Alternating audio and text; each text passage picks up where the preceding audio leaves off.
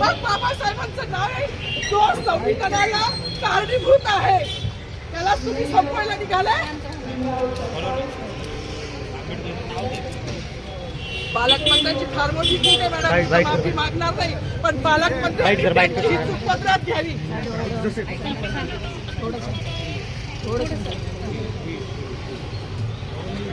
मला मीडियाशी घेणं नाही मॅडम, मला सस्पेंड केलं, मी वाळूचे गाड्या उपसी, मी माती काम करीन पण बाबासाहेबांची ओळख पुसून येणार नाही. मला सस्पेंड करायचं करू शकता मॅडम, बाबासाहेबाला संपवायचं काम करायचं नाही. 26 जानेवारी 15 ऑगस्ट मध्ये मी नाही मानत पण लोकशाही मॅडम तुम्ही सुद्धा संविधानामुळे आहात, पालकमंत्री सुद्धा पालकमंत्री संविधानामुळे आहे.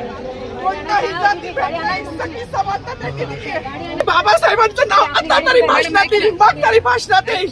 ज्या लोक संविधानाला लोकशाहीला कारणीभूत नाही त्यांची नावं वारंवार घेतली गेली, मग जो संविधानाला कारणीभूत आहे तो प्रजासत्ताक दिनाचा जो मानकरी आहे त्याचं नाव भाषणात का नाही.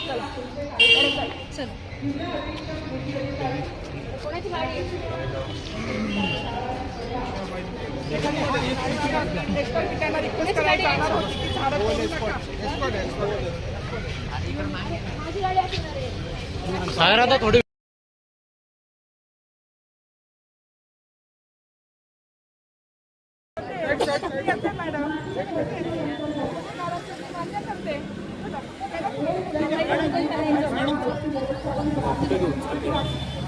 पोलीस स्टेशन सरकार पोलीस स्टेशन